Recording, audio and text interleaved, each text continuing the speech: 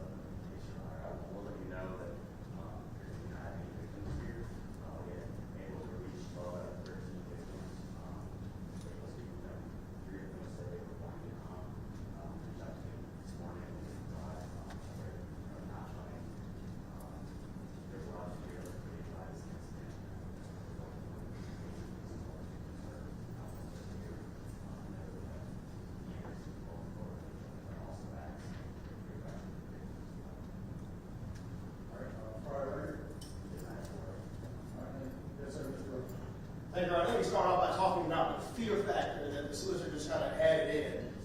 I don't know where that came from. Don't know that he has any factual basis for that. I didn't know there were going to be cameras here until I showed up this morning. Maybe they told the victims to get the victims not to come, but if they did not, I don't know how the victims would know that there were cameras here. There's no fear factor. And unless they've stated that to the solicitor, then again, let's not add in things that are not in evidence. In addition, Your Honor, my client told these investigators that he was at home. We have videos from ADT security because my client's house has security cameras on all the doors. It has sensors on all the windows. And it will show, Your Honor, we have the videos to show, again, this is not a trial, we have the videos to show the world, they've already been turned over to the Sheriff's Department, that he was at home at the time. He intended to go to the party at 4 a.m. The initial party was 30 minutes away from his house. He wasn't going to go until they changed the location to Meadow Lake Park, which is 5 minutes away. He found that out. He got up to get in his car at 4 a.m. and his car wouldn't start. And the video shows this. And it shows him going back in his house because his car won't start. At 7:45, and you can see it on there, the next day, he posted this video. That'll be the day after the shooting. So they showed you a video where he says all these crazy things the day after the shooting, but not before. They talk about a witness statement. I don't know if Your Honor knows Meadow Lake Park the way that I do. I grew up in Meadow Lake. Meadow Lake Park, at that time of night, I believe it happened about 12:35, would be dark. They said that people came from behind the building wearing masks and carrying guns. And then they said that a witness picked my client out. Well, were they wearing masks or not? And to be able to pick my client out in the dark at Meadow Lake Park is a fallacy. And to build on that, they have video evidence. We've given it over that they can confirm with ADT as to his exact whereabouts at the time because he was at his house. The reason why they say that the cell phone evidence is inconclusive is because it does not show him at Meadow Lake Park. It's not inconclusive. It is conclusive to him being at home. It is conclusive to him being exactly where the cameras put him. We've compiled a list of witnesses, people that went to school with him, that did not see him at the party because he was not there. But if all you're doing is training in on somebody because of a video the next day, and that leads you to believe that he must have been there, and then a witness who is saying something different than the other statements, and that one person is enough for a 19-year-old kid who's never been arrested before before, no juvenile record, no adult arrest, who cameras show him at his house, whose cell phone show him at his house, and the video wasn't posted to the next day. Our question is not what bond Your Honor should set, but why is he here? Because further investigation, if it is inconclusive, should have led the Sheriff's Department to never arrest him. It should not be to build a case against a 19-year-old kid who every sensor in the house would show any activity. Talk to ADT, they confirmed it. Sheriff's Department walked through the house and said, well, maybe he climbed through a window. Sheriff's Department checked every window, all of them screwed shut. Couldn't have got out the window. He was at home. He was at home. He is now a victim of a system that put him in jail, even though they have enough information to keep on investigating and not arrest him. The picture, as Your Honor knows, a six-pack is developed. The picture that was developed of him is not how he looks now. He has blonde tips on his dreads. Now that I looked in the picture, everything is there to indicate that standing before Your Honor is an innocent man. And again, I've been doing this almost 30 years. Your Honor's been doing this a long time too. That is not a statement I make lightly. We're not saying that he was there and he didn't shoot. He simply wasn't there. They confiscated every gun in the home that belonged to the father. They've come back and said nothing about the fact that those guns did not shoot a single one of those over 140 shell casings that day. There were over 100 people out there. I believe they said one person out of a six-pack picked my client up. Your Honor, my client was supposed to be at work that day, that morning at 6 a.m. Posed the question, why did you post that video? Because it was stupid. It was the day after I heard about what happened the night before. So why didn't you go? Because my car wouldn't start. Well, how is it that we end up here? The rush to an arrest, the rush to say to everybody we've got somebody. But in that rush, my client and his entire family, if you all please stand up. Thank you all. You all sit down. Pastor, parents, stepfather, two grandmothers, stepmom, two aunts, family friend, all those people that showed up in support of a young man that they believed in. But not only did they believe him, the evidence proves that he was not there. Your Honor, he has been working at that chicken plant for about 5 months.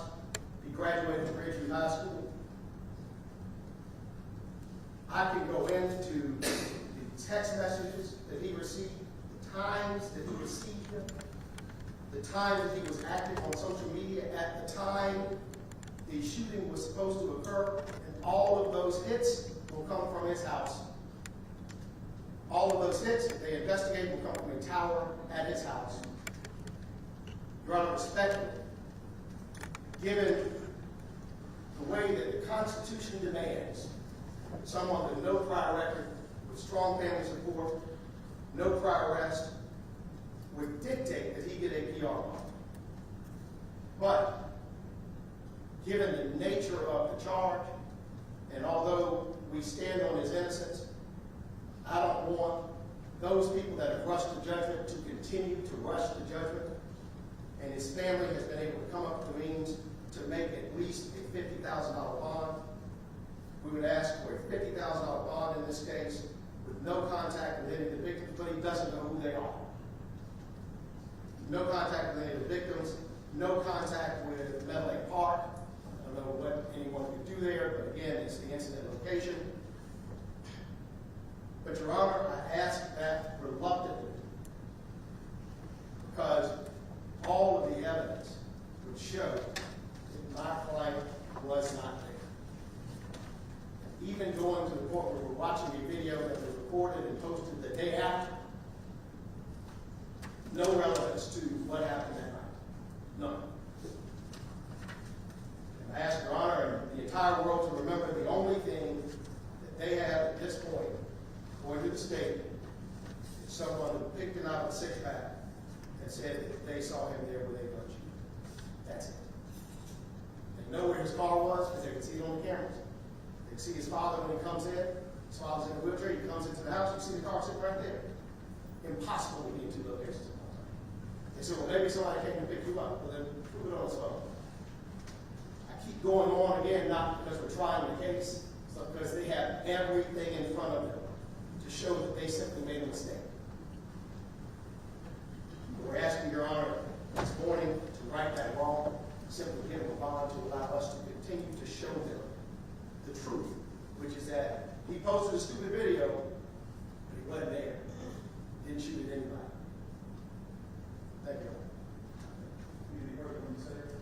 Your Honor, well, firstly, you mentioned, I think that's like one statement for victim to read, and first I'd like to have investigator Kirby address some of the actual allegations that they have to go over. Yes, Your Honor, kind of working backwards.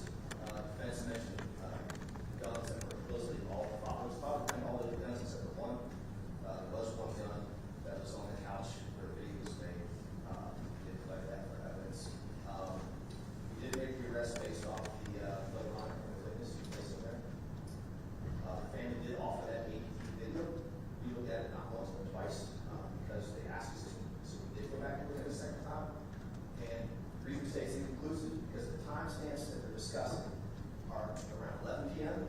before the shooting and around 4 a.m. after the shooting. And yes, they're only on the door. So all we can see is Chris Jr. coming in and out the door at 11 or at 4. There's no camera footage inside the house that shows Chris Jr. anywhere in the house. So we only have a family statement that he was at home. Oh, yes, the cell phone is new. Defense mentioned some data points that he mentioned social media activity and text. I haven't seen that yet. But it's the same perspective for us so far on the phone. Being inconclusive, which means the phone was either off or dead. Basically, it's not telling us anything about location during that entire time. This is what I know. And the paper statement.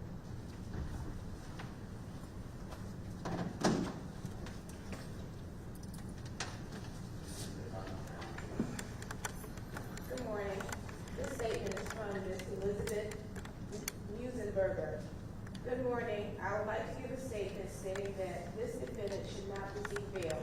The chaos and pain that has been caused to these innocent kids should be enough to want to keep these dangerous people in custody, for this city to be safe and the teens that are trying to recover and live.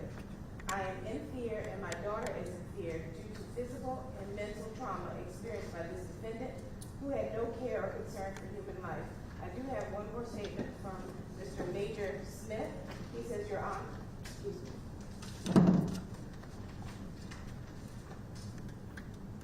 Your Honor, my son does not know this defendant, but based on what is alleged, if Your Honor is inclined to issue a bond, please consider electronic monitoring and no contact with the victims. Thank you. Any further from the defense? I could go on, Your Honor, because even the rebuttal from the state pointed out that the essential was on the doors, but they already know the windows are screwed down, so those basically the exit was via the doors. They're saying that the reason why they can't believe him is because the cameras didn't catch him inside of his house. The absurdity of someone having to show that they were inside the house, not having a camera inside their house because the cameras on their doors would have caught them leaving, and they did not. They didn't catch him leaving because he was in the house. The fact that they are still, at this point, saying one witness, pointing him out of hundreds of people, one witness, is beyond absurd. Beyond absurd. And again, because they have pointed the finger at him, it leads these victims to say that he should not get out. They don't know him. They didn't say, I saw him, I looked in his eyes, he had evil in his, he showed evil intent. None of that. They don't know him. They did not see him. And yet, here we stand. Again, Your Honor, I reiterate my request for a $50,000 bond with no contact with any of the victims or the incident of Thank you all for being here. Thank you to the family members for being present. I'm going to take this under advisement. I'll consider it. We're going to make a decision. Thank you, Your Honor. Thank you, Your Honor.